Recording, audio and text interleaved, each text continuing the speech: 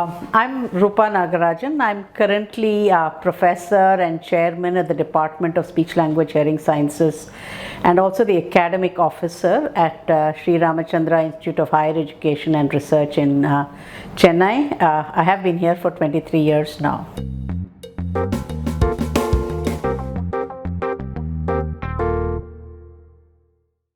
So I was born in Chennai in Kalyani Hospital in Mylapore, and Kalyani Hospital is famous also because Dr. Rajshekhar from our profession was also born there. I was born in Kalyani Hospital in Chennai, but my parents actually lived in Delhi, and my father was a chemist. He owned a shop in Connaught Place. My mother was a homemaker. I studied, I have 4 other siblings. I'm the second out of 5. My father had lived in Delhi for quite many years before he moved back to Chennai, so much of my childhood was spent in Delhi. I studied at Bharatiya Vidya Bhavan in Delhi, and when I was very young, when I was just learning to walk, I had an orthopedic problem with my feet, with my lower limbs. And I needed to spend hours and hours in physiotherapy, wearing special boots. Till I was almost 8 or 9 years old, I had a lot of orthopedic care on my feet. As I grew up, I had a tendency to think that I wanted to do something to do with some kind of therapy or healing as I grew up. And I think a significant turning point for me was when I was in 7th grade. I developed a primary complex, which meant that I was taken off school for 3 months. And when I went back to my school after I guess 90 days of taking injections and taking care of myself, I did really poorly in that particular final exam, and in any case I wasn't a brightest student in the class. And so my school had this really weird policy of putting the top half of the class in one section and the second half of the class in the second section, and that particular year I ended up in the second half. And that one year, which was the 8th grade actually, I really worked very hard because I was really irritated that I had to be pushed back into the bottom half of the class. And so I did really well. That was the first time in my life I ever did well in my school in my class in school. And then after that, because I did so well, I decided to do science.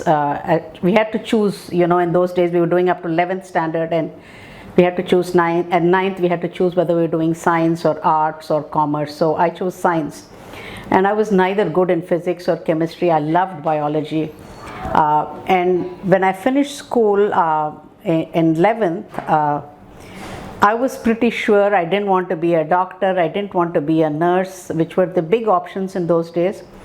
And because of my experience with physiotherapy, I was bent absolutely, hell-bent that I will only do physiotherapy.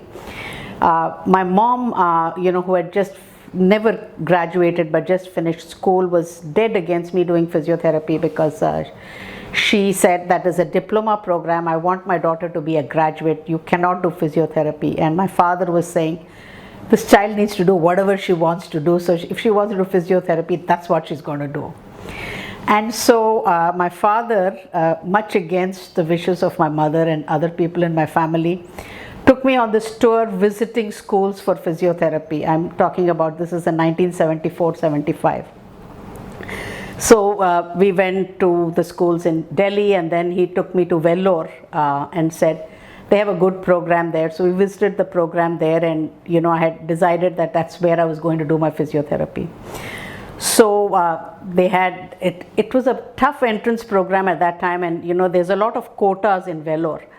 So when I did go for my entrance exam there, they had 50-60 candidates there, and they had a written test, they had an IQ test, and then they had an interview. And I was there with my dad, and my dad said, I was sure I wasn't going to get physiotherapy because the competition was so much. So I said, let me apply for occupational therapy also at the same time. So I went and I did this exam, and I went to the interview, and there was a head of department who, when I met him, I just didn't like. I just came out and I told my dad, I'm not going to do physiotherapy. If I get occupational therapy, I'm going to do occupational therapy. My father thought I was quite crazy because I'd spent 5 years telling everybody I was going to be this physiotherapist. So it so happened that I got seat in both physiotherapy and occupational therapy, and I said no, and I joined occupational therapy. And my father, came back with me to Chennai, and then he took me to see Dr. Krishnamurthy Srinivas because I used to get severe headaches, and Dr. Krishnamurthy Srinivas was a neurologist, very well-known neurologist in Chennai. Said, why are you doing occupational therapy? Why don't you look at speech therapy? And I'd never heard of speech therapy. So he sent me off to Mr. ADSN Prasad at Andhra Mahila Sabha here. And I was so absolutely flabbergasted and so fascinated with the stories Prasad told me about the work that he does. And so I was saying, okay, I'll just apply for speech therapy, but I've got occupational therapy anyway in my hand. So I applied for the program in Mysore because that was the only place I knew they were running the program, and I joined occupational therapy, and I hated it. I never wanted to go to medical school, so I hated the dissection. They used to send us off to the Vellore jail and the Vellore fort and ask us to draw things, and I was really a poor artist, so I was really not enjoying occupational therapy. But I couldn't get out of it because I had this big drama at home about doing physiotherapy or occupational therapy, leaving home when I was 16, so I was stuck with occupational therapy. So after about 3 weeks in Vellore, I got this telegram from Mysore saying, come and pay your admission fees or something. So I called my dad, and in those days it's hard to even call places. You had to use trunk call and all of that. So I called my dad and I said, you know what, I want to do speech therapy now. And he really took off. He said, why can't you make up your mind what you want to do, I said, no, I really want to do speech therapy. And I told him, see, that's a degree, it's not a diploma, so it'll satisfy Amma's desire also. So he said, okay. So I packed up from, Vellore, and since my parents were back in Delhi by that time, it was my grandmother who took me to Mysore. So that's how I ended up in speech therapy. But I must say, the day I entered AIISH campus, which is nowhere like what it is today, I just felt I had come home. I felt that comfort. I felt that nice feel about getting into that campus. So I was very happy. I knew without having met anybody that, yeah, this is the place I want to be. Well, it didn't have, the fences. So my grandmother who came with me said, there is no security, we used to in ladies hostel, there was almost no hedge, no fence, everything was open. She said, you can't stay here, it's so, open, I'm not sure you're safe. I just said, nothing doing, this is what I'm going to do. So anyway, I couldn't change my mind again after that, and I don't think I haven't regretted that decision yet. Yeah.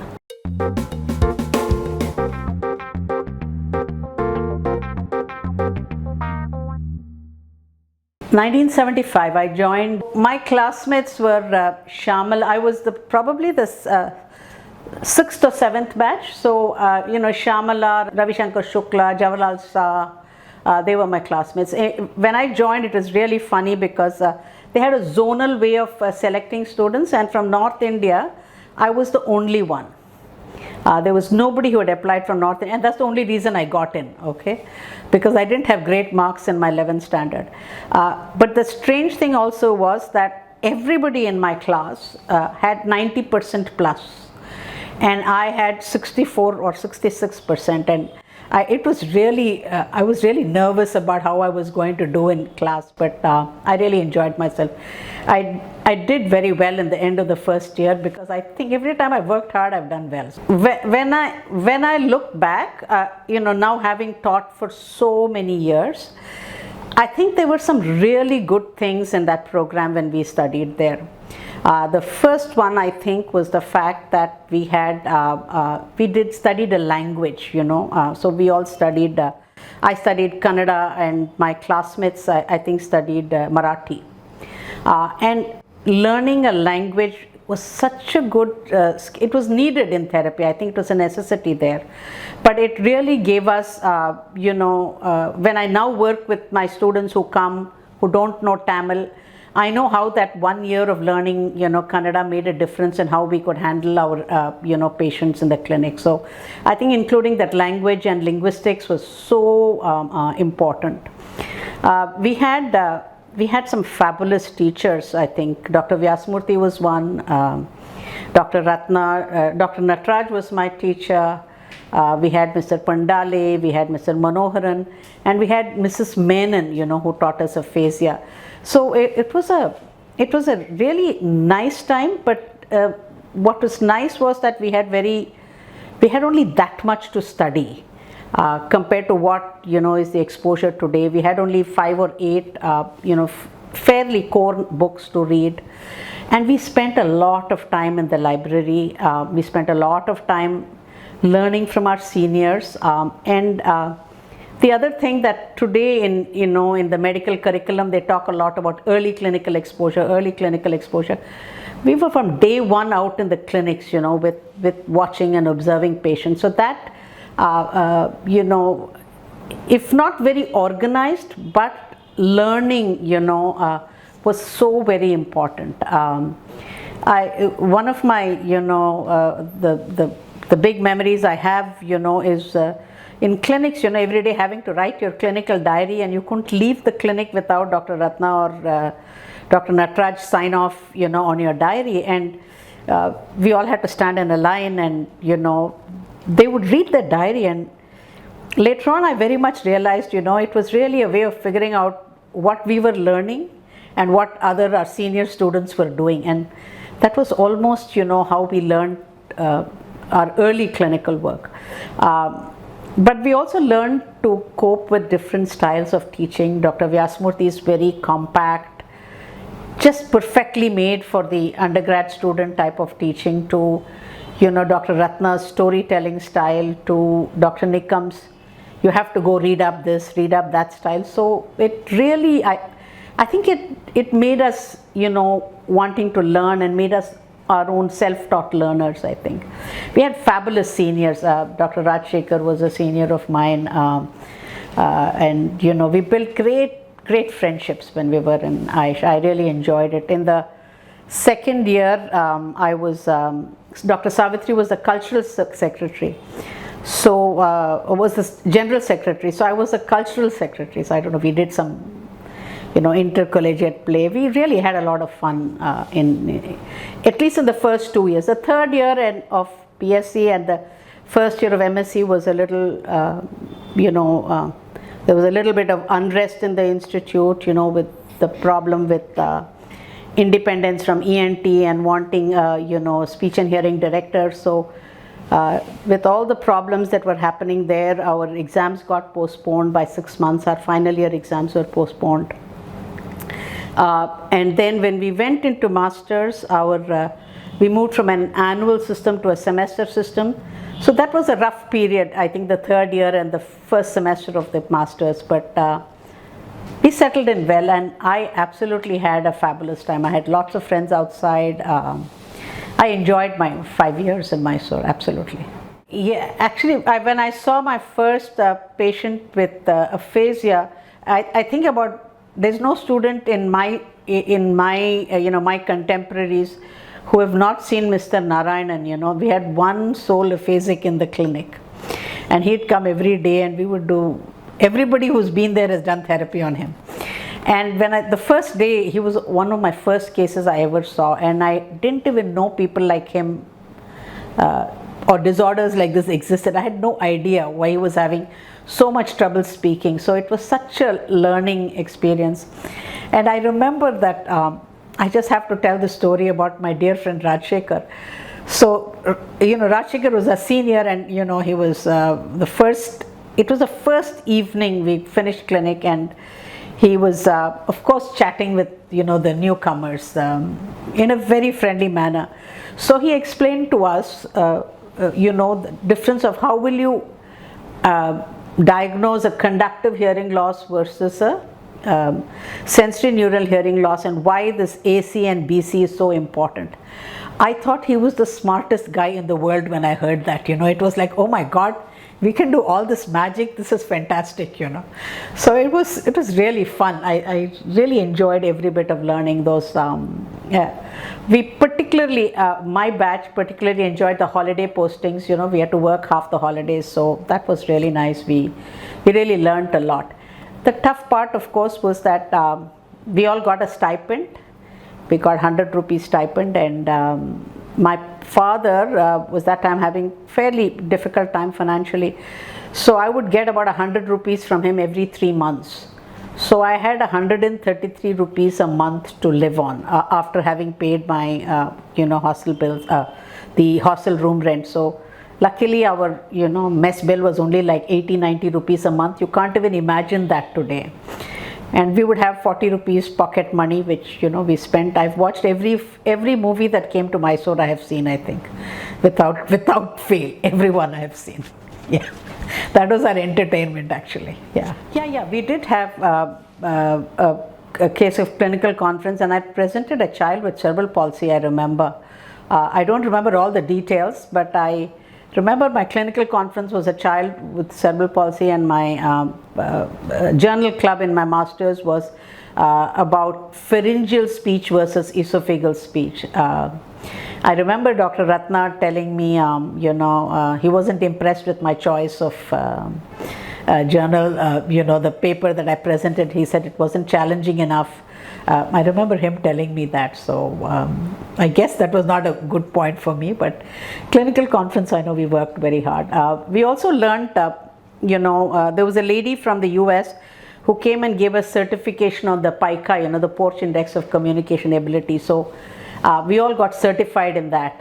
And then this was in my final BSc, and so in first MSc and second MSc, I remember my classmates and I taught the entire lot of juniors, the PICA, how to score it, how to administer it. So it was a lot of fun. I think we really liked that, yeah.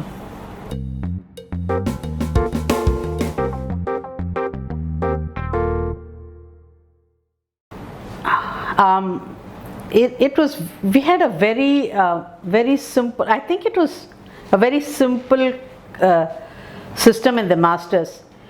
Any subject you studied, you had to go to the library and read past 5 years journals. That was the only thing we had to do. Other than the 1 or 2 subjects that were taught, Dr. Vyasmurthy used to teach us, psychoacoustics, so that was taught.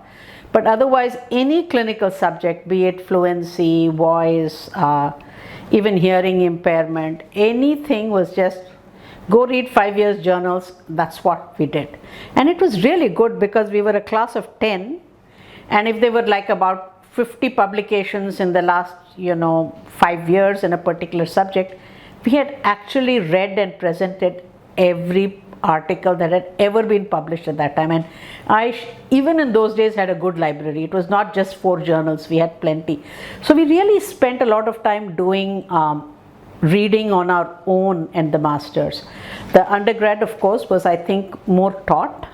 But when you think back, I think I don't remember the details of the classes, specific classes or subjects that I read, but I remember our clinics and the clinical experiences that we had. So I think that what is the major difference. In the masters, we were of course more independent with our clinical work. When I look back, I wish we had opportunities to go out a little bit more, do more visits. Our undergrad was full of camps, which was very nice. We traveled to many places: Mangalore, Cochin, Calicut, Mudibidre, Merkara, Shimoga. We've been to many camps with Dr. Ratna, and the learning that we got from non-curricular direct learning from classrooms was very valuable in the undergrad, I think. At the postgraduate level, I think we didn't do so many camps, but there was a lot of teaching of juniors, mentoring, especially in the clinics, and I think that was very, very useful for us, I think.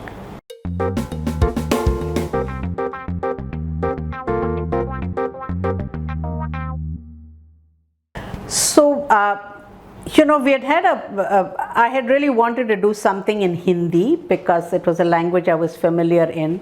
And so I asked Dr. Thirumalai to ask if he would be, but he already had so many students, and so he directed me to Dr. Rangan, who was at the CIIL.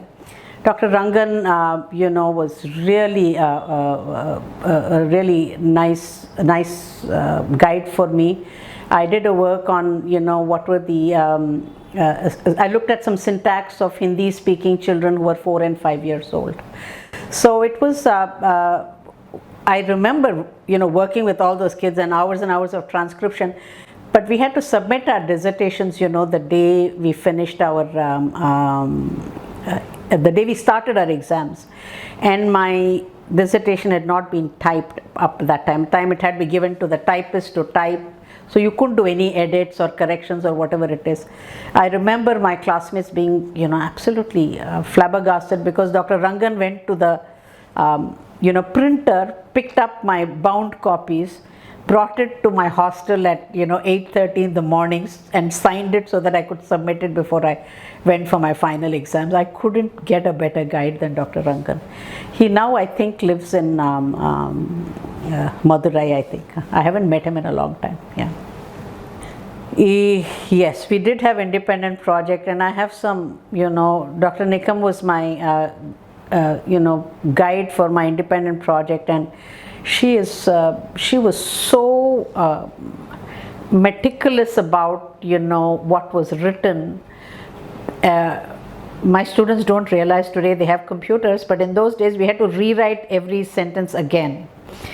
And I've been scolded many times by Dr. Nikam for what I wrote in my project, but if you still read the first 30 pages of my independent project, which was about the speech and language abilities of children with hearing impairment, it is, I was inspired by a visit by Dr. Berlin's work at that time about, the audiological issues, speech and language issues in children with middle ear disorders, with reference to auditory processing, etc. So, Dr. Berlin was Dr. Nikam's, guide, PhD guide and teacher. So she had given me a lot of his work. So I was putting together that review of literature, and it was quite something that my first 30 pages are very well written, and the next 30 pages are really badly written because it didn't get as much editing inputs as it should have. But I learned to write in that particular phase, yes. Dr. Nikam is a great editor in terms of making it something perfect. So it was hard. I've written some things 15 times, I know.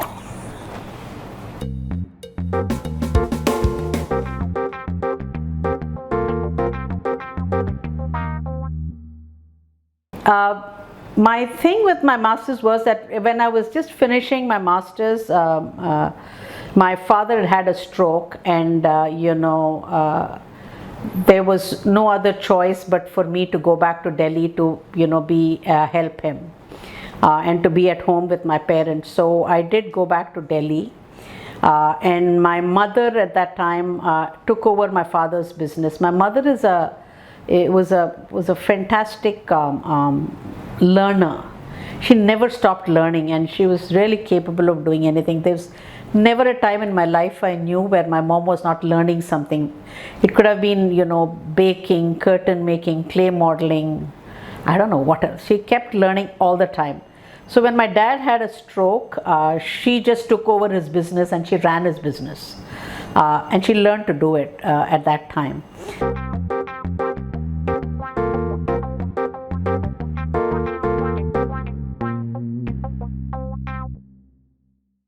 So when I went back to Delhi, I started, helping them a little bit at the shop, just to step in to give them a little respite. But I started working at Hamdard Nursing Home, which, I was the first speech pathologist, audiologist at Hamdard Nursing Home. My first salary was 300 rupees per month. And then at the National Institute of Child Development and Public and Cooperation, NIPSID, that also was the first speech pathologist job. They had a child development center. So they didn't know what they wanted of me. I didn't know what was expected of me, but I jumped in and I worked in both those places. At the same time, I had interviewed with I was really frustrated. I interviewed with an ENT doctor for a job as an audiologist, and he just said, you know what, you're going to get married in a year or two. I don't want anybody who's going to leave me. And so, that day I decided that, never will I use that a criteria for employing anybody if I ever got a chance to say, you're likely going to leave me in a couple of years, so I'm not going to hire you. So that's been something I've kept all these years. I've never used that, benchmark of you're going to get married, you're going to go abroad, you're going to do this, so I can't hire you. Yeah, so I worked in Delhi for about a year and a half. And then my parents finally decided to wind up their business. They couldn't manage it anymore. So we all moved back to Chennai in 81, late 81 we moved back to Chennai.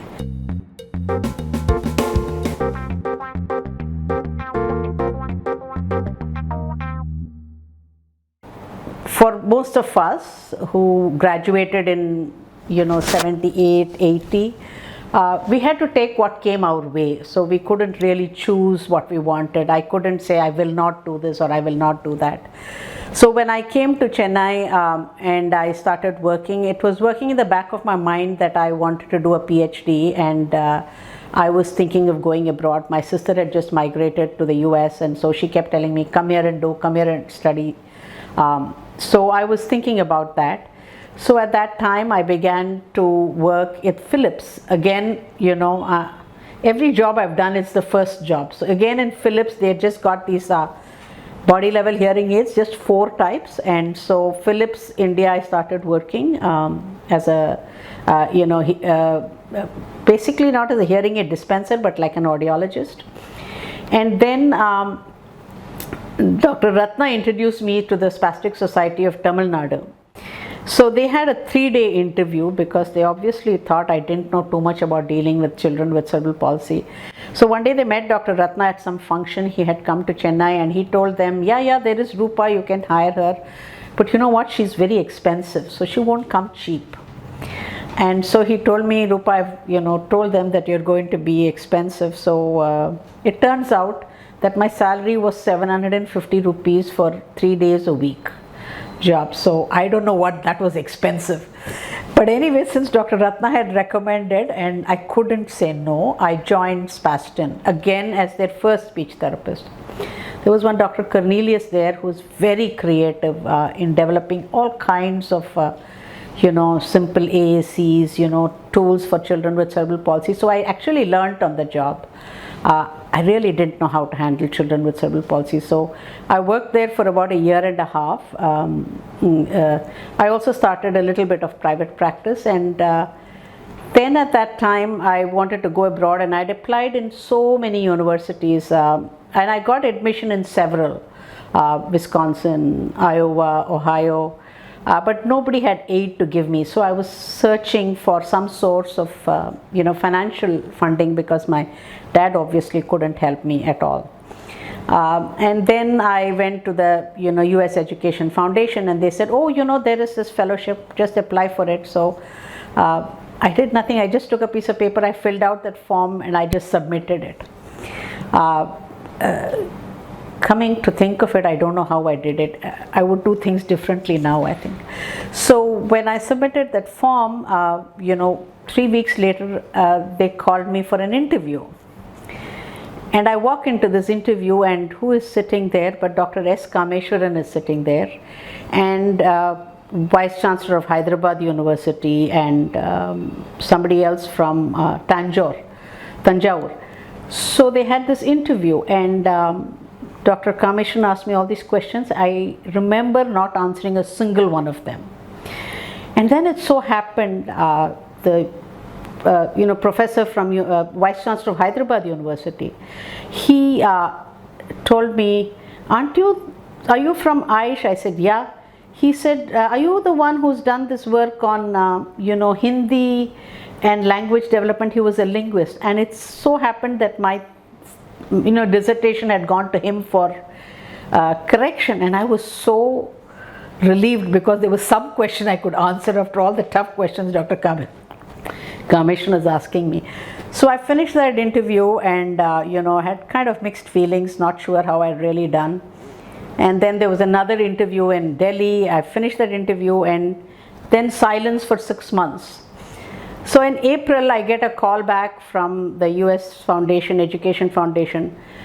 We have to remember these are times where papers, only post works or telegram. There's no internet. There's no other means of communication.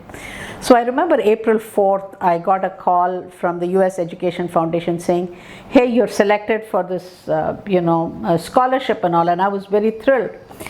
And then they said, "Oh, come by and you can fill all the forms that are needed and we'll take care of everything." So when I went there, I realized it was a J1 visa, which was, a exchange visitor visa. And it was meant only for the University of Hawaii. So I'm here thinking I'm applying, for a fellowship to go somewhere else. And it so happened this worked only in Hawaii. And I was at the point of saying, no, I don't want this. I'm not going to go. But then, my sister who was in the US, she said, no, you come, you can come. You can then transfer, you can do many things. Don't give up an opportunity you get. So I just said, okay, let me go. Let me see what happens. And so in August of 1983, I ended up going to the University of Hawaii, which is actually an MS program in speech pathology audiology, and I was hoping I could transfer to a PhD program once I got there, which I didn't do eventually, but I did go to Hawaii, yeah. So that was 83, I went there.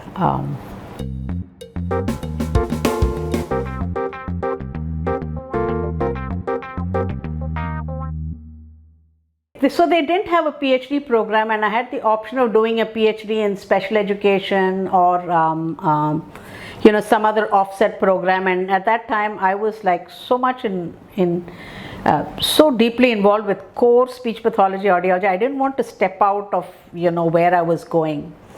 And so I stayed with the MS program mainly because first of all, East West Center, where I went to, is an organization of the US government in the university campus. It's a center of bringing together people from Asia and Pacific with the Americans. So it's 1/3 Americans, 2/3 Asia Pacific. So it was a fabulous international environment, fabulous accommodation, great fellowship, great scholarship, and I made friends from around the world there. And we had a very nice department. My advisor, Mrs. Craven, and our chair, Dr. Jim Yates, took so much care to take care of me. I cannot tell you how they welcomed me. They were sure I couldn't speak English. So when I did go there and they found that, oh my God, this girl can speak English, they figured that they couldn't put me in therapy because of my accent. They were not sure they could take me to clinics. So for about a semester after I got there, the first semester, they put me into therapy to figure out how one should say the were and the was. So they gave me a lot of pain on teaching me, when to say wet and when to say when. So it was fun to be there, but they were really critical about the way I was using my speech. But I think within 3 months, they got confidence that I could manage, and so they gave me lots of clinics the next month, and they asked me, what is it you want to do? I said, I want to do minimum coursework because I'm well on par with whatever is there in coursework, but I really want to do clinics. So they gave me lots of clinics, and Mrs. Craven and Mrs. Zain, who were my supervisors, Jonah Zain actually came to Ramchandra a couple of years ago.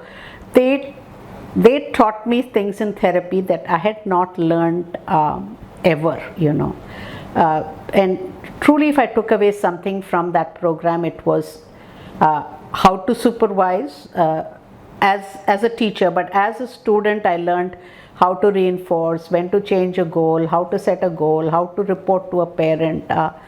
And we didn't have 20 patients, we had maybe 5 patients, 4 patients, even in a whole semester, but you learned the real nitty-gritty. I got a chance to work at the Kapilani Children's Center for Pediatric Audiology. I worked at the Special Education Center of Oahu. That was a full half-day program, 6 days a week. So they gave me lots of opportunities to learn clinics, which and I absolutely fell in love with therapy by the time I left.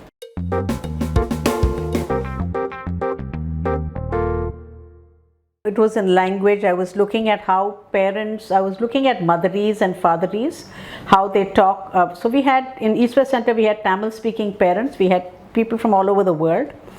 So I was looking at how parents who have young children in the US, under the age of between 2 and 3, what's the kind of language they use with reference to their own, Tamil versus, English. And I was looking at motheries and fatheries and what strategies parents use with their children. It was very funny because one parent always used a more mature English based versus the other mother really used, not necessarily the mother, but the other parent used a more, I would say, child adjusted language, but most often in Tamil, So when they somehow switched to English, it became more, adult forms of exposure to children. So that was what I did. We had about 5 parents there, who we looked at, yeah.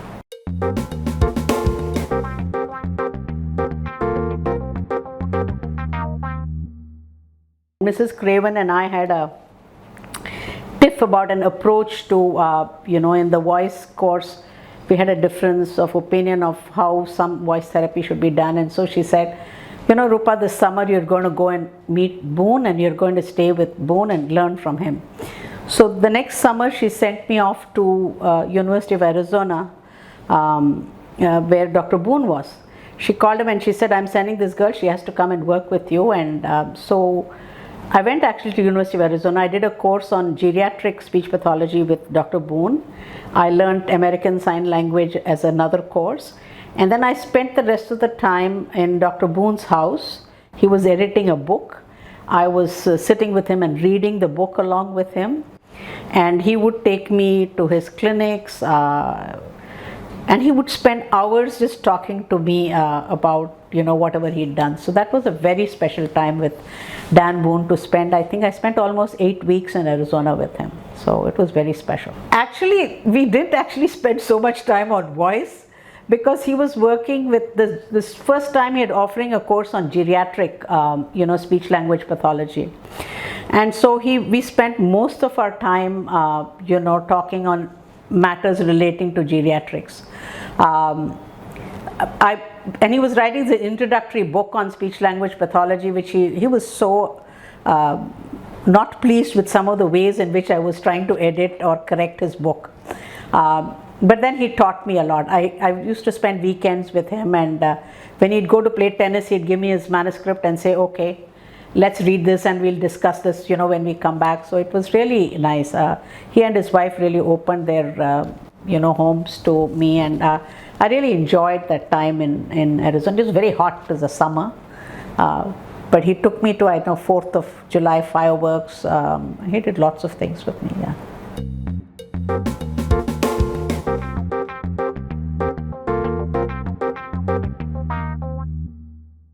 When I finished, I just moved back because at that time my brother was coming to the US, and I needed to come back to be home with my parents. And I'd given up that PhD idea at that point of time because the J1 visa, it was not easy, and I was really ready to come back and work. So I did come back, but I traveled the world when I came back. I went around the world. I visited all my classmates in the US, across the US. Then I traveled Europe and UK, and then I came back, I think July of '85.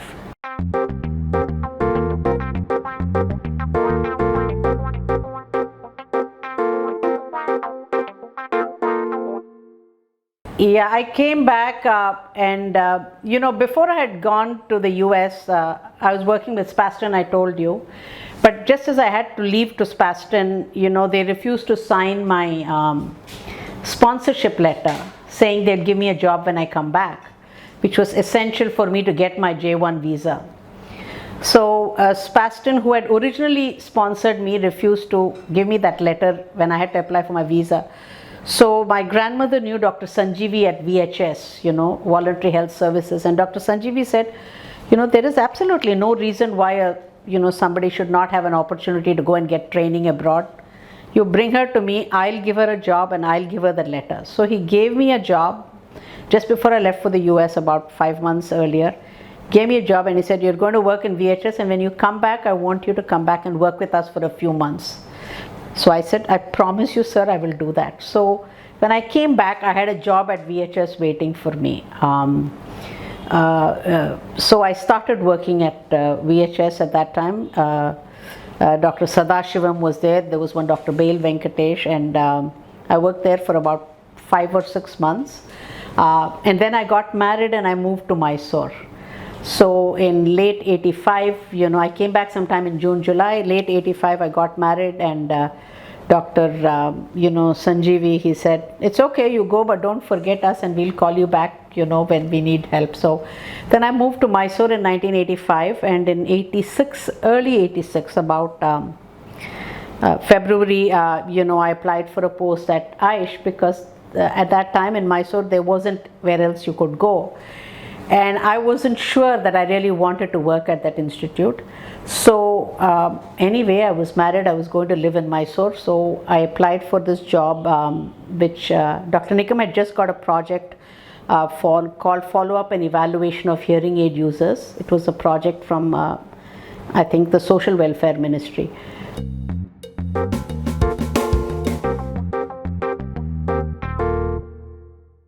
So there was a post of somebody to work, research officer, and there was also a post for a speech pathologist, permanent job in the institution. And for some reason, I was prevailed upon, if I may use the word, not to apply for that speech pathologist post, because there were other people who were already in running for that post. So I was kind of prevailed upon not to apply for that post. And so I did apply for the research officer's post, and I got that post, and I worked on that project for many years, 3 years. So Dr. Asha Yatiraj was with me at that time. She was not doctor yet. Vanaja, who had just graduated at that time, joined us. There was Manjula P, who just joined us. And then we had Asha Gigi, who's today doing hearing aids, and Rama Devi. So we worked on that project for 3 years, basically prescribing hearing aids, counseling, doing follow-up on patients who had come. It really, my counseling skills really built up at that time, and we really learned to teach people how to use their hearing aids, even though they were old analog hearing aids. It was a very interesting 2.5 years of our life. We were just newly married, so there was all this excitement of setting up homes, buying refrigerator, applying for a phone. These were all such tough things those days. So that was very nice. We spent, and Asha was just doing her PhD, so there was a lot of learning and discussion going on. I enjoyed that part. We didn't do much teaching, it was purely clinical, but I really learned a lot in that phase. Then what happened in that project was that we stopped getting money. The central government wouldn't give us the funds, and so for 7, 8, 9 months we went without salary. The salary wasn't much, it was some 2,500, I think, or less. I don't even remember how much the salary was, but we went for months without salary.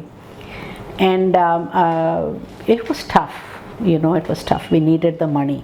And so in 88 or so, there was a post for a contract position that came up in audiology, and I really didn't want to get into teaching in audiology because frankly I didn't want to teach psychophysics and auditory physiology. I was trying to avoid those subjects.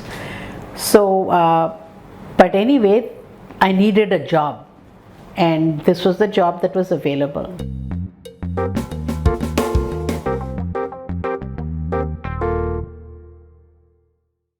So I went for that interview and I got selected, but it was a contract position. The first thing Dr. Nikam told me is, you're going to teach auditory physiology and psychophysics. I said, this is exactly what I'm trying to avoid, I don't want to do the subjects. But she did give me the job, and then in 89 I got a permanent position in AIISH. And so I was in AIISH till 1995. So all those years I taught auditory physiology, psychophysics, hearing aids. Oral rehab was always Asha's, den. So she always taught that, but I taught some of these other courses. I learned to teach at that time. Dr. Nikam was a very astute, she could point where you were going wrong, but she gave plenty of room for us to experiment a lot. So those are the years I really learned to think about teaching. It was fun, but I think the greater thing I remember about that time really was writing projects. Dr. Nikam used to write projects and I used to help her, and so I always feel very proud. The first project we actually got was through Helpage India. It was a 5 lakh we got, and we bought at that time AIISH's first Bera instrument, the TA1000. We bought the first instrument, so I always think of the time that I helped procure that instrument.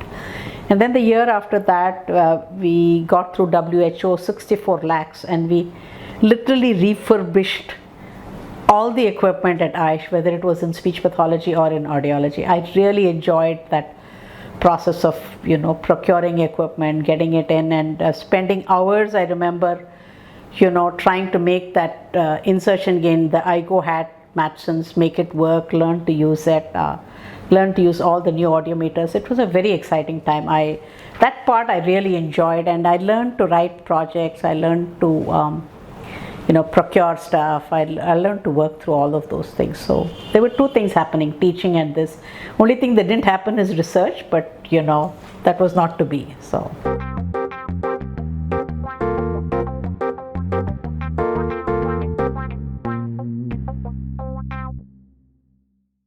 My daughter was born in '87, and I had very little help at home. So she was literally living between Chennai and Mysore. Then about in '94 to '98 was a very dark period in my life, I think.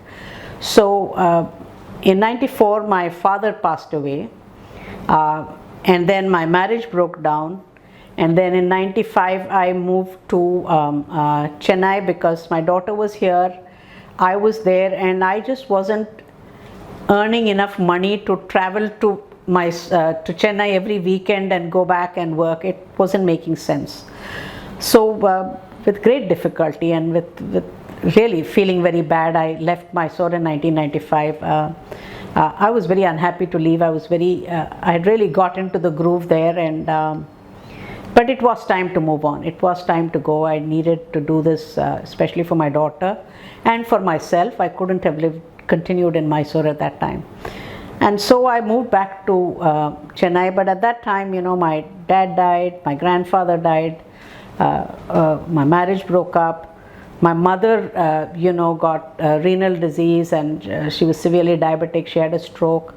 So everything was going upside down in my life. So when I moved to Chennai in 1995, it was a very, very dark period. It was a tough time, for me. But I had fabulous support from my family. My grandmother, who we call Babushka, she was very alert and active at that time. Of course, my mother was there, and my daughter was just going to a school around the corner from my house. So the school was very supportive, and so I came back and I started working. And again, my good old friends from Philips came back and said, you know what, we have all these BT hearing aids. We want to now start our audiology clinic. Will you come back and work with us? So I said, of course, anything for a job. So I started working with Philips at that time, and that's when I met Kalyani, and the whole, the hearing aid thing took off. And then I worked also with Clark School and Balavidyalaya. I helped Balavidyalaya build their audiology unit, and I worked with them. I was teaching the special education, the hearing impairment course they have. I was teaching the audiology portions there. I started private practice. And then in the middle, I decided that my daughter had dyslexia. So she was never properly diagnosed, but I decided, because I decided when I was a kid I had it, and I'm sure she had it given the trouble she was having reading and writing. So I actually went to the Madras Dyslexic Association and did a course on management of dyslexia. And again, it took me back to what I really loved doing, which was therapy. And so I started doing private practice a lot at that time. So I was doing this, and Manoharan and Dr. Lakshmanan, who was an ENT doctor, would keep calling me and telling me, there is this program in Porur. I didn't even know where Porur was, So there is this program, you must go to. And having come from AIISH, somehow, you thought that you needed to go to that level, So I'm saying, why will I go to Ramchandra? I've not even heard of that place. So I didn't do anything. I just worked on all of this. Then one day, these girls who was working in Ramchandra, Jenny and Akhila and Raji, they called me and said, will you meet us for tea? And I said, sure. They showed me the plans of the department they were building, and I felt so bad because I had said no to Dr. Lakshmanan and Manoharan, who had contacted me. So I said, okay, I'll come and visit you guys, I'll come and see the department for sure. So one day I took this trek. I call it really a trek to Ramachandra because it was 20 kilometers away, very bad road. I took public transport and I got off the bus. After changing 3 buses, I got off there and I went into that campus, and it was beautiful. The campus is green, lush, and huge buildings, and I'm wondering, why have I ever not even seen or heard this place before? So I met the then Vice Chancellor there, Dr. T.K. Parthasarthi. I don't remember any question he asked me, but he just said, Roopa, if you decide to come and work with us, we'll do whatever you want to make this a good department. It's a blank slate. You ask for what you want. So I went in there, and the Department of Speech and Hearing was about 200 square feet, 2 rooms. And if those rooms were used for classroom as well as for therapy. So you come out when therapy was going on, otherwise you use it as classroom. We had a small audiometric room in a pediatric ward. These were the 2 places we were working in, and I said, Dr. Parsati said, no, but we've got all this space. That's the plan which Jenny and Akhila are showing you. We're going to expand this. So I said, okay, I'll take this job.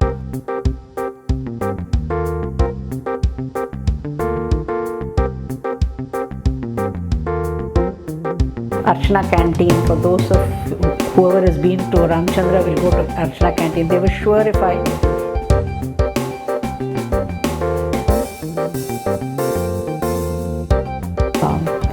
which is quite something, moving from 500 square feet to